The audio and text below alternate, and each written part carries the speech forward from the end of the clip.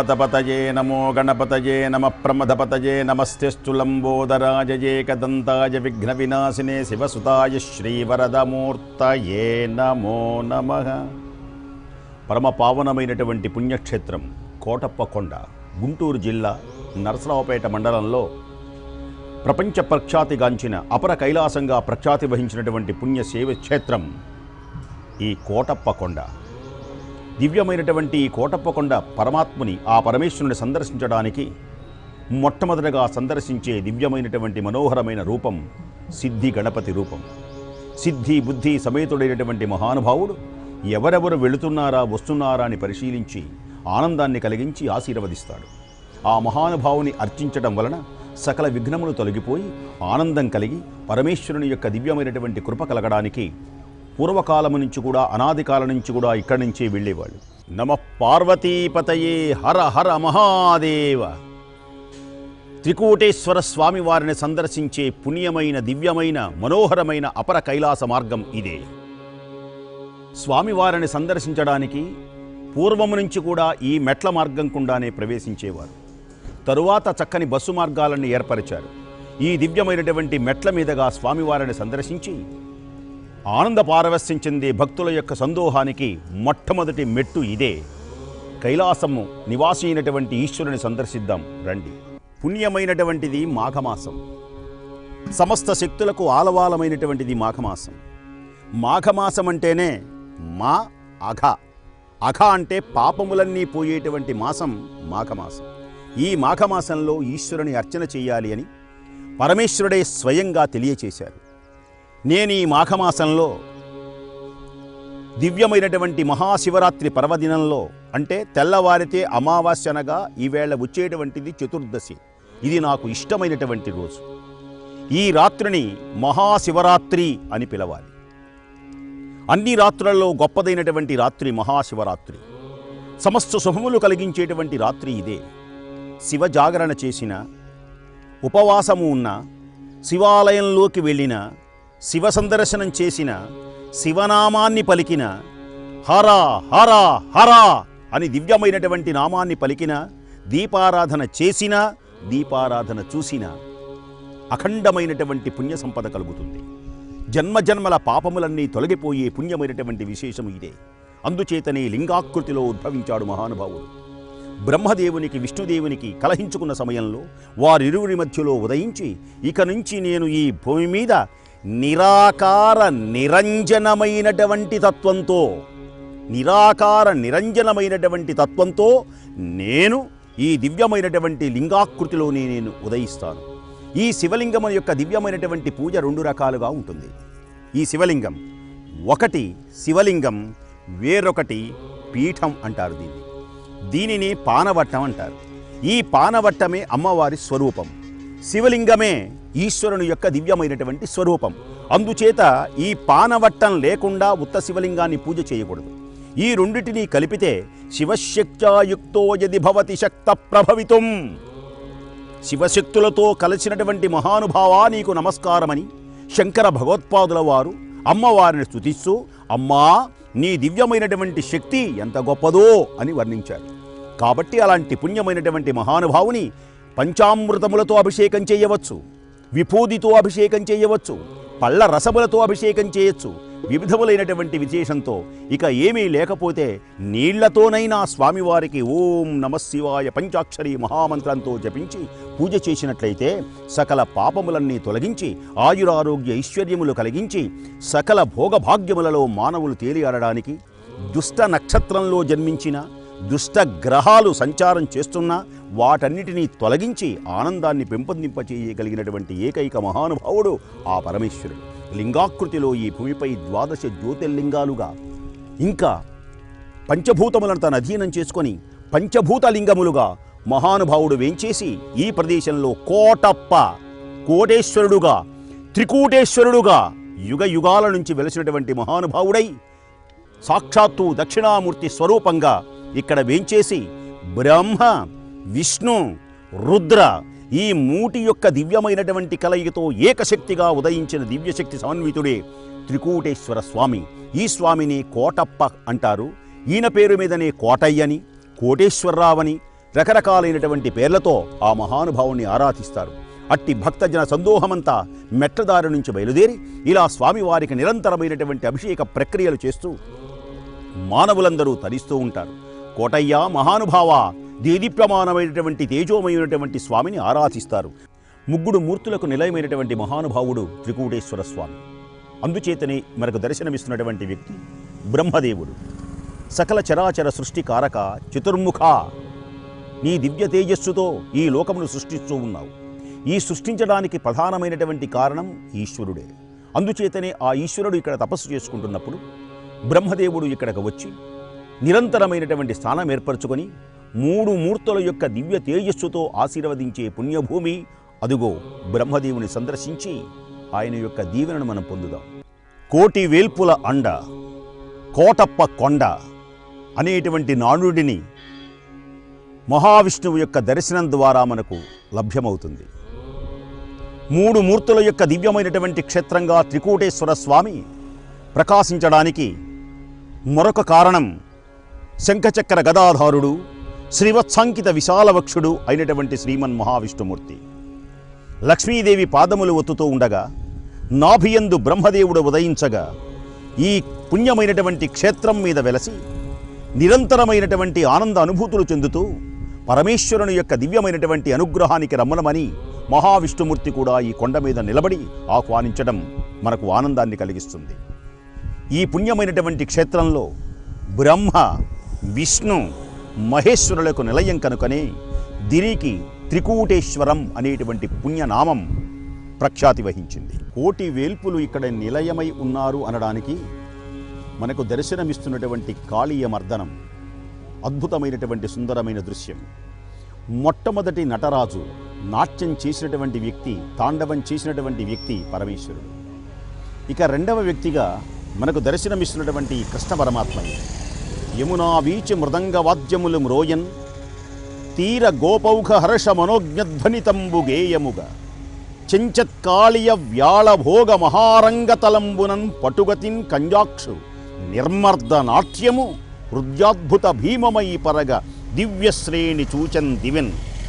నీటిని కలుషితం చేసి లోకములకు కీడు చేస్తున్నటువంటి కాళీయుని మర్దించేటువంటి నిమిత్తమై బాలకృష్ణుడు అద్భుతమైనటువంటి కాలి మువ్వలు అద్భుతంగా గలగల గలగల మోగుతూ ఉండగా ద్వైత భ్రాంతి నివృత్తి పొందగ అభేద బ్రహ్మబోధంబు సంభూతంబైన అశేష బంధనములన్ పోదోచు సిద్ధాత్మున్ అట్లాతండెమ్మెయి ఆత్మతత్వ విదుడై ఆ పాప చుట్టల్ వినిర్ధూతిన్ పొందగ నీల్గి బిట్టునెగసెన్ తోయవుగ మధ్యంబునన్. అద్భుతమైనటువంటి ఆనంద నాట్యం చేసినటువంటి కృష్ణ పరమాత్మ, ఆ నాట్యం పేరు కాళీయుని మర్దించుట అని పేరు కలిగినటువంటి నాట్యం. ఆనంద తరంగాలతో ఆనాడు సందర్శించారు. ఈ త్రికూటేశ్వర స్వామివారి యొక్క దివ్యమైనటువంటి ఆలయంలో కోటి దేవతలు ఇక్కడ నిలయమై ఉన్నారు అనడానికి నిదర్శనంగా శ్రీకృష్ణ పరమాత్మ కూడా ఇక్కడ కాళీయ మర్దనంతో మనకు దర్శనమిస్తారు. ఇక్కడ ముగ్గురు అమ్మలు నిలయమై ఉండేటువంటి నిదర్శనమే మనకు కనిపిస్తున్నటువంటి ముగ్గురు అమ్మలు. మహాకాళి, మహాలక్ష్మి, మహాసరస్వతి. వీరే ఇచ్ఛాశక్తి, క్రియాశక్తి, జ్ఞానశక్తులకు అతీతమైనటువంటి దివ్య శక్తిగా మనకు దర్శనమిస్తారు. ఈశ్వరుని యొక్క దివ్యమైనటువంటి కైంకర్యమునకై ధ్యాన నిమగ్నుడైనటువంటి ఆ పరమేశ్వరుని ధ్యానించే నిమిత్తమై అటు బ్రహ్మదేవుడు, విష్ణుదేవుడు, సమస్తమైనటువంటి దేవతలు ఇక్కడికి ఆహ్వానింపబడ్డారు. వాటితో పాటే మహాకాళి, మహాలక్ష్మి, మహాసరస్వతి ముగ్గురు అమ్మలు ఇక్కడ నిలయమై మనకు దర్శనమిస్తారు. ఆనందాన్ని కలిగిస్తారు, అభయాన్ని కలిగిస్తారు. సమస్తమైనటువంటి అష్టైశ్వర్య భోగభాగ్యములను, సకల మంగళప్రదములను ఆ ముగ్గురమ్మల మనకు కనిపించే దివ్యమైనటువంటి క్షేత్రం కోటప్ప కొండ క్షేత్రం. శుక్లాంబరధరం విష్ణుం శశివర్ణం చతుర్భుజం ప్రసన్నవదనం ధ్యాయేత్ సర్వ విఘ్నోపశాంతయే. గం గణపతయే నమః. ఆదౌ పూజ్యౌ వినాయకః. సమస్తమైనటువంటి పూజలకు ప్రారంభంలో గణపతిని అర్చన చేస్తారు. సిద్ధి బుద్ధి కలగవలనని ప్రార్థిస్తారు. 16 నామములతో మహానుభావుని అర్చిస్తారు. అలాంటి మహాగణాధిపతి దివ్యమైనటువంటి ఈ త్రికూటముల మీద, ఎత్తైనటువంటి కొండ మీద హాయిగా ఆనందంగా కూర్చొని తండ్రిని సేవిస్తున్నాడు. కోరినటువంటి వరములన్నీ అనుగ్రహిస్తూ సిద్ధిని బుద్ధిని కలిగిస్తూ ఆనందాన్ని కలిగిస్తున్నటువంటి విఘ్నేశ్వరుని వినాయకుని యొక్క దివ్య స్వరూపాన్ని తిలకించి నమస్కరించి ఆనందించి సమస్త శుభములు పొందండి. ఈ త్రికూటేశ్వర స్వామి, త్రికూట ఈశ్వర కలిపితే త్రికూటేశ్వర స్వామి. ఈ త్రికూటేశ్వర స్వామి వారి ఆలయంలో పరమ పవిత్రురాలు, ఈశ్వరునికి అఖండ భక్తురాలు, గొల్లభామగా పేరు వహించిన ఆనందవల్లి అనేటువంటి అమ్మవారి ఆలయంలో మనము ఉన్నాం. ఈ అమ్మ చాలా మహిమ కలిగినటువంటిది. ధ్యాన నిమగ్నుడై ఈ పర్వతము మీద పరమేశ్వరుడు నివసించి ఉన్నాడని తెలుసుకున్నటువంటి ఈ అమ్మ రోజు ఈ దగ్గరలో ఉన్నటువంటి ఒక చిన్న పల్లెటూరు కొండకావూరు, పుణ్యమైనటువంటి క్షేత్రం, చిన్ని పల్లె. ఆ పల్లెలో నుంచి ఈశ్వరుని మీద భక్తితో రోజు పాలను కుండలో పెట్టుకొని తీసుకొని స్వామివారికి అర్పిస్తూ మరల కిందకి వెళ్ళేది. ఇలా చాలా కాలం జరుగుతూ ఉన్నది. ఈశ్వరుడు ఆలోచించాడు, ఈమె భయముతో చేస్తున్నదా భక్తితో చేస్తున్నదా? ఈమెను చిన్న పరీక్ష పెడదామని భావించాడు ఈశ్వరుడు. మాయా గర్భాన్ని తెప్పించాడు. ఆమెకు తెలియదు ఆమె గర్భవతి అని. ఎలా వచ్చిందో కూడా తెలియదు. ఇలా మెల్లమెల్లగా నెలలు నిండుతూ ఉన్నాయి. 9వ మాసం 1000 ప్రయాసలకు ఓరుస్తున్నది. ఈశ్వరుని చెంతకు వెళ్ళి ఆ కొండమ మీద ఈశ్వరునికి పాలు ఇవ్వాలి అని భావించింది. కానీ వెళ్ళలేక అలసటతో ఈ ప్రదేశం దగ్గరే కూర్చున్నది. ఇంతలో ఆ కుండలో ఉన్నటువంటి పాలను చూసినటువంటి కొన్ని కాకులు ఆ కుండను తన్ని పాలన్నీ నేలపాలు చేసినవి. ఆగ్రహించింది ఆనందవల్లి. ఈశ్వరునికి అర్పించవలసిన పవిత్రమైనటువంటి పాలను ఈ కాకులు నేలపాలు చేసినవే, నా ఈశ్వరుడు ఈ రోజున ఉపవాసం ఉండటమేనా అని భావించి ఆగ్రహించి ఇక నుండి ఈ కొండ మీద కాకులు రావటానికే వీలు లేదు అని శపించింది. ఆనాటి నుంచి ఈనాటి వరకు కూడా ఈ కొండమ మీద, అంటే కోటప్ప కొండ మీద ఈశ్వరుని చరణ సన్నిధికి కాకులు రావు. ఇదొక వింతైనటువంటి విశేషం. ఈమె భక్తికి మెచ్చుకున్నాడు ఈశ్వరుడు. ఆనందించాడు, ప్రత్యక్షమైనాడు. నీకే వరం కావాలి స్వామి?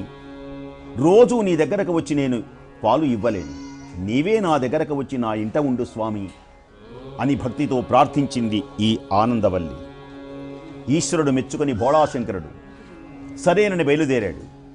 అయితే నీవు వెనక్కి చూడకుండా నీ ఇంటికి వెళ్ళు, నీ వెంట జంట కంట ఇంట నేను ఉంటాను అన్నాడు. బయలుదేరాడు పరమేశ్వరుడు. ఆమె ముందు నడుస్తూ ఉన్నది. పరమేశ్వరుడు కదిలినటువంటి ఆయన కాలు అలా పైకి ఎత్తి కింది కొండ మీద ఆ కాలుని ఎప్పుడైతే అలా ఉంచాడో, ఈశ్వరుని యొక్క దివ్యమైనటువంటి కాలి బరువుకి, ఈశ్వరుని పదఘట్టనకి ఆ పర్వతం కట్ట కట్ట పట పట కట్ట కట్ట కట్ట కట్ట కట్ట కట్ట బద్దలైంది.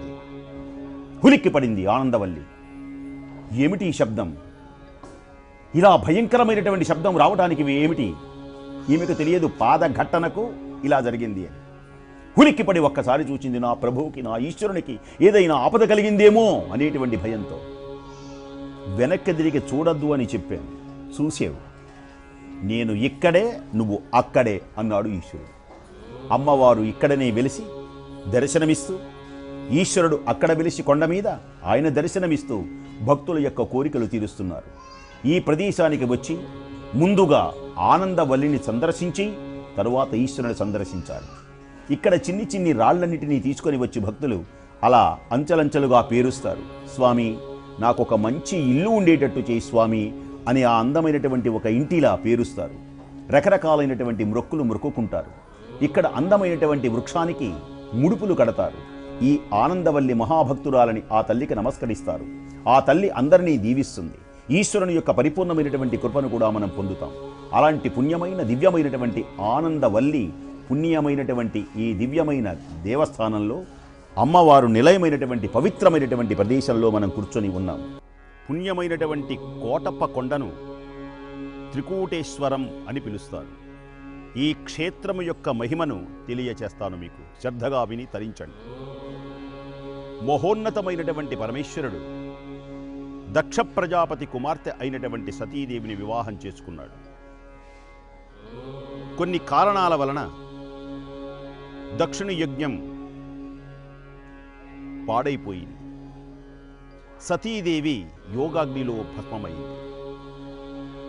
సతీదేవిని కోల్పోయినటువంటి పరమేశ్వరుడు ఇక నాకు వివాహం అక్కరలేదని ఒక యోగిలా మారిపోయినాడు. గొప్పదైనటువంటి తపస్సు చేశాడు. ఆ తపస్సు చేసినటువంటి పుణ్యమైనటువంటి ప్రదేశము ఏది అంటే ఈ కోటప్ప కొండ. ఇదే త్రికూటేశ్వర స్వామివారి యొక్క దివ్య నివాసం. ఇతఃపూర్వంలో మనకు కనిపించినటువంటి దివ్యమైనటువంటి ఆ పుట్ట, ఆ ప్రక్కనే మహానుభావుడైనటువంటి పరమేశ్వరుడు ప్రథమ యోగిగా నిరంతర ధ్యాన నిమగ్నుడై ప్రకాశించాడు. ఆయన ఏ మేధా దక్షిణామూర్తిగా 12 సంవత్సరముల బాలకుడుగా మారి అనేక మందికి సనక సనందన సనత్కుమార సనత్సుజాతులకే కాక అనేక మంది దివ్యమైనటువంటి దేవతా సమూహమందరూ కూడా జ్ఞానమును పొందారు.